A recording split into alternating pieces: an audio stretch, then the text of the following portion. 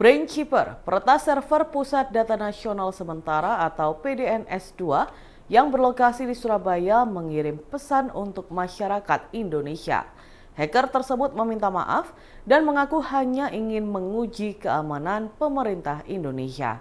Hacker itu juga berjanji akan memulihkan server PDNS pada Rabu 3 Juli 2024. Dilansir dari kompas.com, pesan dari hacker peretas PDNS itu disampaikan melalui postingan di blog Brainkeeper pada Selasa 2 Juli lalu. Dalam pernyataannya, Brainkeeper meminta maaf kepada warga Indonesia atas serangan siber server PDNS2 sekitar 2 minggu lalu, yang mana peretasan tersebut mengakibatkan berbagai layanan pemerintah lumpuh. Paling parah, layanan imigrasi menjadi down hingga kurang lebih 7 hari imbas peretasan tersebut. Meski demikian, hacker itu menekankan bahwa serangan mereka tidak bermuatan politis dan hanya ingin menguji keamanan pemerintah Indonesia. Sebagai permintaan maaf, Brainkeeper berjanji akan merilis kunci enkripsi secara gratis pada Rabu besok. Kunci ini diyakini bisa membuka akses data pemerintah Indonesia yang disandra sejak 2 pekan lalu. Namun sebagai gantinya, Brainkeeper ingin pemerintah berterima kasih secara terbuka. Tim kuasa hukum Peggy Setiawan yang ditetapkan sebagai tersangka kasus Vina dan Eki Cirebon meyakini bahwa kliennya merupakan korban salah tangkap. Jika dugaan tersebut terbukti di sidang pra-peradilan, Peggy Setiawan berhak mendapatkan ganti rugi dari Polda Jabar. Bahkan nominalnya bisa mencapai ratusan juta rupiah. Dilansir dari Tribun Jakarta, pada Selasa 2 Juli 2024, Peggy Setiawan tengah menggugat di sidang pra-peradilan. Dalam sidang tersebut, tim kuasa hukum Peggy dengan Polda Jabar beradu bukti. Jika Peggy terbukti menjadi korban salah tangkap, Polda Jabar harus mengganti rugi secara materi. Hal itu tertuang jelas dalam pasal 95 UU nomor 8 tahun 1981 tentang hukum acara pidana atau KUHP. Dijelaskan dalam pasal tersebut, tersangka atau ahli waris, dalam hal ini keluarga, bisa mengajukan tuntutan atas salah tangkap sesuai dengan putusan dari pengadilan yang menangani perkara.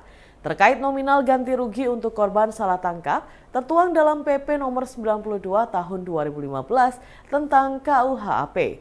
Pada ayat 1 dijelaskan, korban salah tangkap dalam sebuah perkara bisa bebas dan menerima ganti rugi uang 500.000 hingga 100 juta rupiah.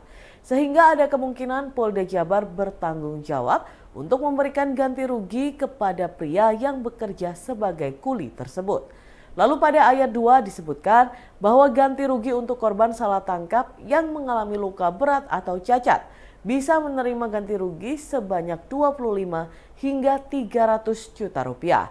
Kemudian korban salah tangkap yang berakhir tewas berhak mendapatkan ganti rugi minimal 50 juta dan paling besar 600 juta rupiah. Dalam rapat terbatas, Perdana Menteri Benjamin Netanyahu mengisyaratkan akan menghentikan operasi militer di Rafah. Hal ini lantaran operasi di Rafah tidak juga menemui keberhasilan. Dikutip dari Tribun News, penghentian operasi militer di Rafah ini sekaligus bisa mengubah sifat perang di jalur Gaza. Nantinya, IDF dilaporkan akan beralih pada fase terarah yang juga disertai oleh serangan udara. Media Israel menyatakan dengan berakhirnya operasi Rafah, Israel secara praktis akan terlibat dalam negosiasi penyelesaian dengan Hizbullah di Lebanon di bawah mediasi Amerika Serikat. Sementara itu, pengamat politik menyebut bahwa pejabat Israel saat ini mempertimbangkan tahap 2 operasi udara di Gaza. Yaron Avraham menilai nantinya pasukan Zionis kembali mengulang serangan mereka, layaknya metode yang terjadi dalam operasi di Al-Shujayyah, yang mana Israel awalnya merasa mendapatkan kemenangan di wilayah Al-Shujayyah. Sehingga seusai meluaskan serangan, pasukan Zionis kembali ke wilayah Shujayyah dengan harapan mendapatkan kemenangan kembali. Hanya saja, taktik itu salah kaprah. Pasalnya, ketika wilayah Al-Shuja'iyah ditinggalkan, Hamas justru menanam kekuatan dan jebakan ekstra yang menghancurkan Zionis. Menurut Yaron, Zionis berusaha melakukan hal yang sama di wilayah Rafah. Download Tribun X sekarang, menghadirkan lokal menjadi Indonesia.